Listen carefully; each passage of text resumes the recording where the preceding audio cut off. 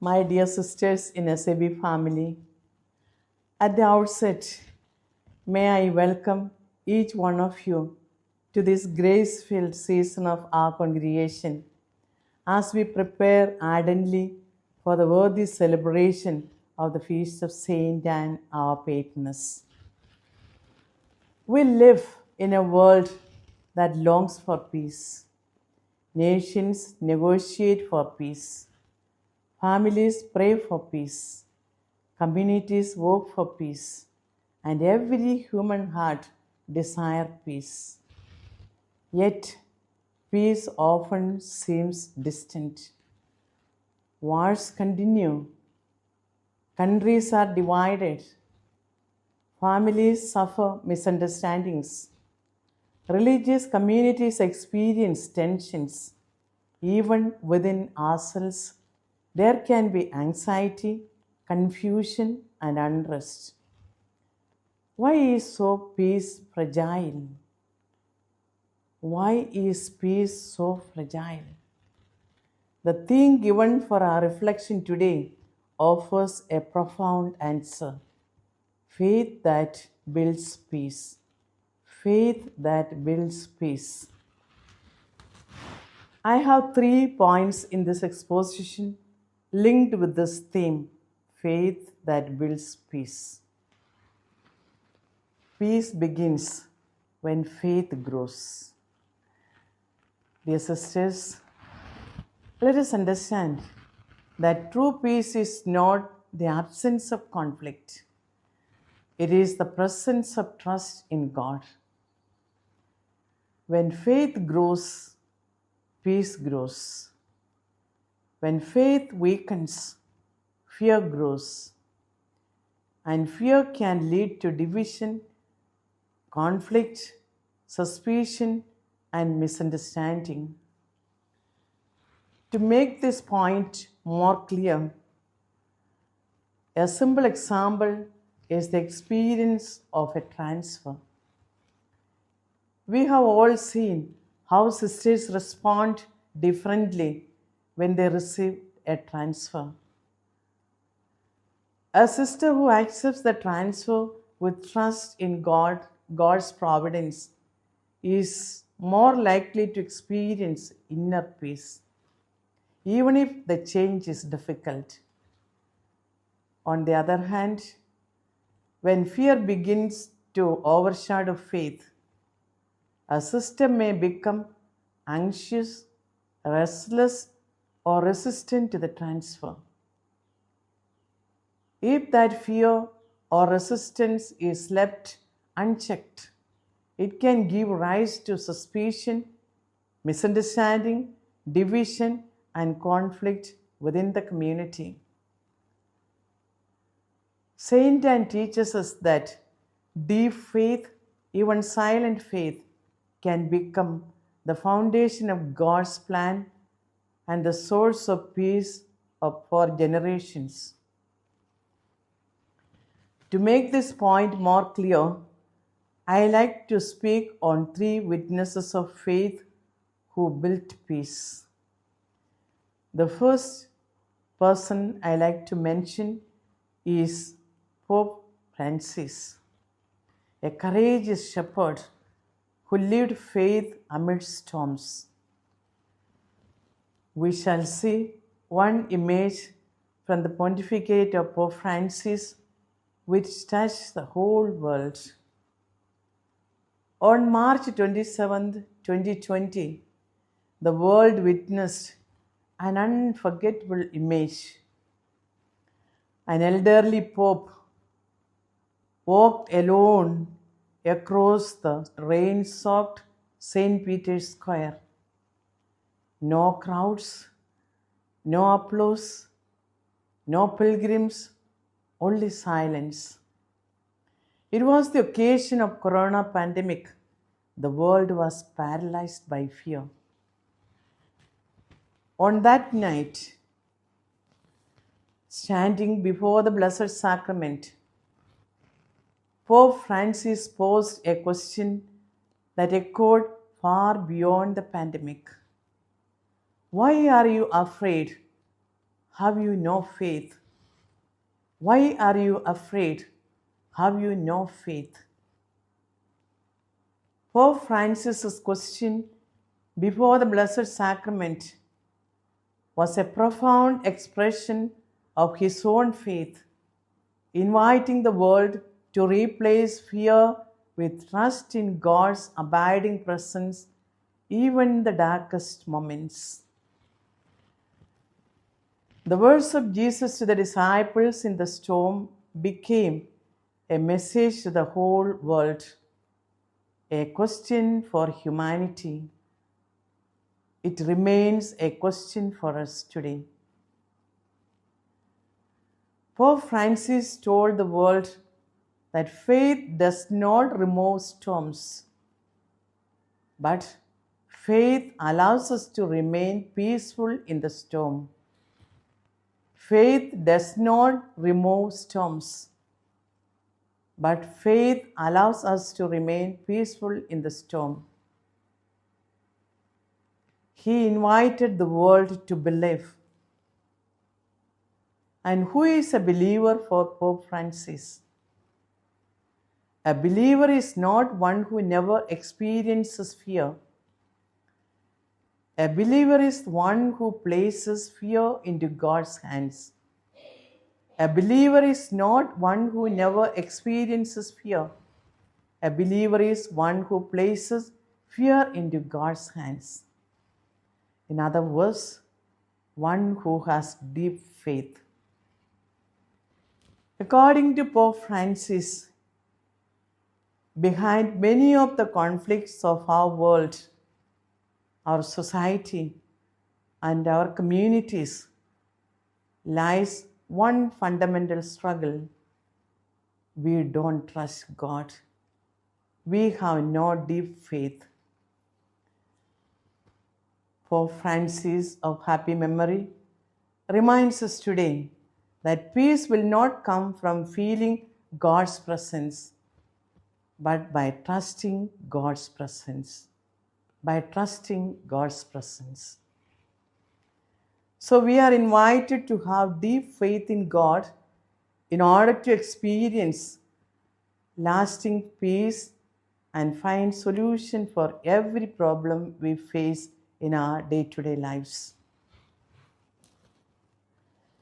The second witness for our reflection is Mother Teresa, whose life shows us that faith builds peace through love. Faith builds peace through love. Mother Teresa once said, "If we have no peace, it is because we have forgotten that we belong to each other." As we know, Mother Teresa lived and walked among the poorest of the poor. Every day she encountered hunger, suffering, rejection, and loneliness.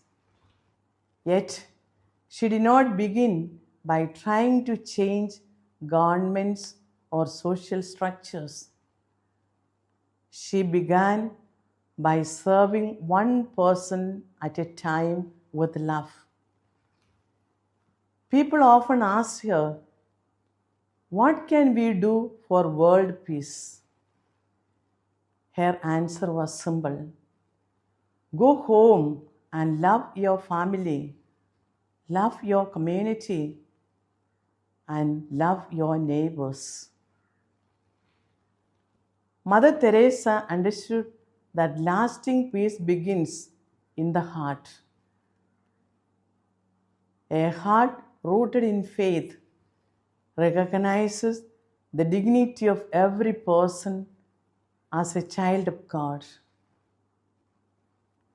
Such faith gives us the strength to forgive, to serve, and to love without expecting anything in return. And wherever there is forgiveness and selfless love, peace begins to grow. Wherever there is forgiveness and selfless love, peace begins to grow. Saint Mother Teresa's life reminds us that faith is not the absence of struggle or uncertainty. Faith is the courage to continue loving, serving, and hoping even in the darkness. Such faith builds peace, first within our own hearts, then in our communities, and finally in the world around us. A third witness of faith I want to introduce is Pope Leo XIV, who insists faith as the path to unity. Faith as the path to unity. Pope Leo XIV has repeatedly emphasized that Christians must become builders of bridges rather than walls. Builders of bridges rather than walls. This understanding of faith is echoed strongly in the words of Pope Leo XIV during recent global conflicts. Reacting to public prayers organized by military and political leaders who sought God's intervention for military success, crushing the opponents in war, Pope Leo very sternly warned them that God cannot be used to justify violence. He said, Jesus, King of Peace, rejects war, whom no one can use to justify war. For Pope Leo, authentic faith is not a tool for power. It is trust in God's justice, mercy, and peace even in times of uncertainty and fear.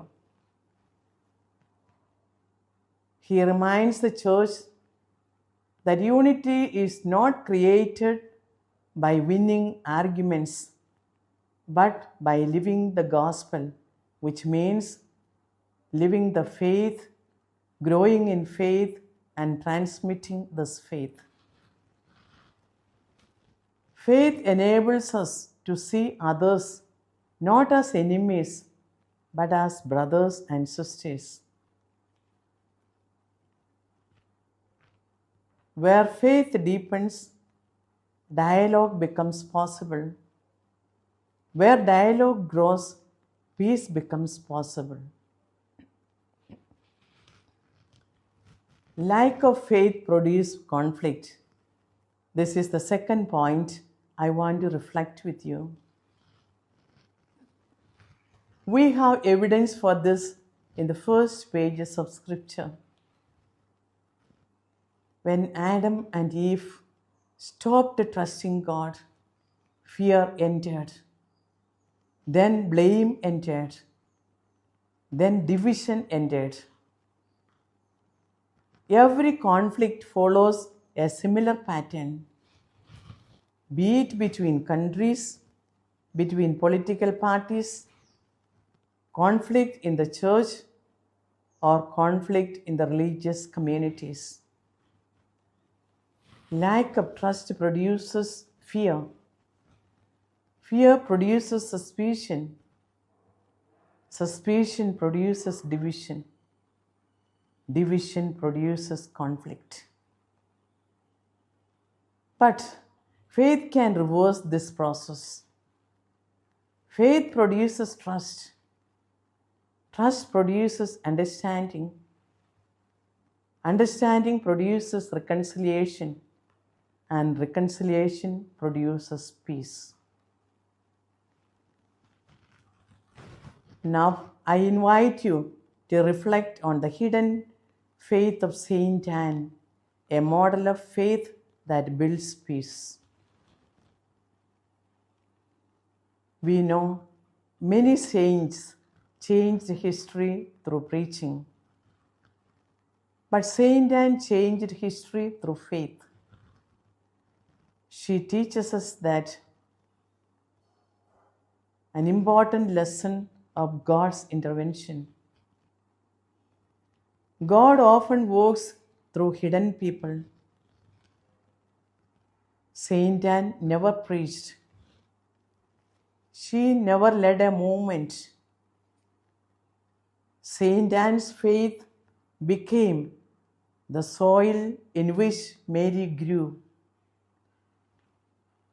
Mary's faith made possible the incarnation.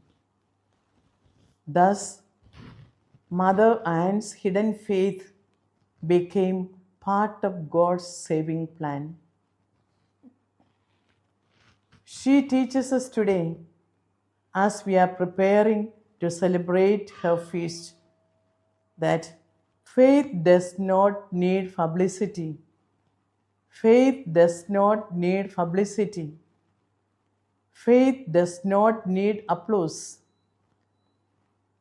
Faith does not need immediate answers.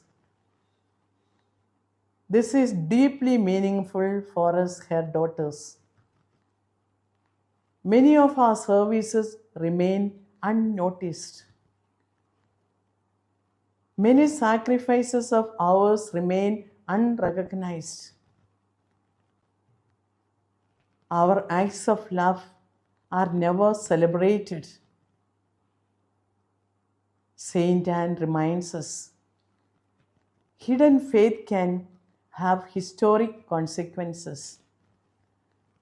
One faithful sister can influence generations. One peaceful community can transform a parish. One dedicated sister teacher can shape countless lives.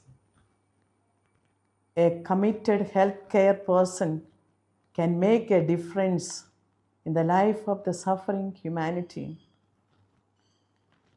This is the vocation of every SAB sister.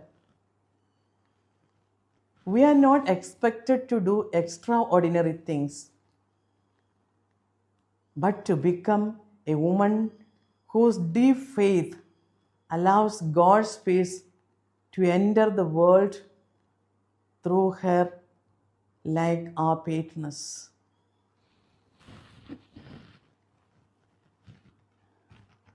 Before I conclude, I want to suggest few practical ways to build peace, which will be the best way to prepare for the feast of Saint Anne. These are 7 takeaways. The first practical point I want to suggest is to begin each day with an act of trust. Begin each day with an act of trust. Very simple. As we begin our day or ministry, let us say, Lord, today I place everything in your hands. Such trust reduces anxiety. And the second one is more simple. Pray before reacting. Pray before reacting. Every problem need not be responded immediately. Many conflicts would disappear if we prayed first and spoke later. The third point is still simple. Listen deeply. Listen deeply. Peace often begins when people feel they are heard. Listening is an act of faith because it recognizes God's presence in another person. And the fourth takeaway I want to suggest is choose forgiveness daily. Forgiveness frees our hearts from the pain of yesterday and opens the door to the peace of tomorrow. Once again, I repeat, forgiveness frees our hearts from the pain of yesterday and opens the door to the peace of tomorrow. The fifth point is very familiar to us. Avoid gossip and negative speech. Avoid gossip and negative speech. Words can wound or heal. Every word should build trust, unity, and peace within our communities. And the sixth takeaway is build bridges between generations. Build bridges between generations. We have in our communities both young and older sisters, the juniors and the seniors. And we need one another. Faith and peace grows when young and senior sisters work together, help each other, support each other. The last and seventh point is become women of hope. Become women of hope. People around us are often discouraged. Our faith should make us signs of hope for them. We should become signs of hope for them. A religious sister who radiates peace becomes a living homily for others. As I conclude, I like to remind you, my dear sisters, today the world does not need more noise. The world needs witnesses. It needs women and men whose faith is strong enough to create peace. Saint Anne teaches us that hidden faith can transform history. Pope Francis teaches us to have faith amid storms. Mother Teresa reminds us that love can build peace. Pope Leo reminds us that faith can build bridges. May we become women of deep faith. When faith grows, peace grows. When trust grows, fear diminishes. When God is allowed to reign in our hearts, peace begins to reign in the world. When God is allowed to reign in our hearts, peace begins to reign in the world, in our communities, in our institutions, in our provinces, and in our congregation and in the world. Let us ask Mother Anne to teach us her silent and steadfast faith so that we may become builders of peace in our communities, in the church, in the society, and in our own hearts. Amen. I wish you a happy feast of our beloved patroness, dear sisters. May she intercede for each of us to her grandson Jesus. May these days of Novena bring many blessings upon our congregation and upon every member. I take this opportunity to thank and congratulate Sister Virginia Rajakumari, the Assistant Superior General and Coordinator for Ongoing Formation, for arranging this year's Novena program with a relevant theme for us to reflect. I also thank our Sister Selina, Superior General, and her team for this initiative. Thanks to everyone for listening to me. May God bless us all. Thank you.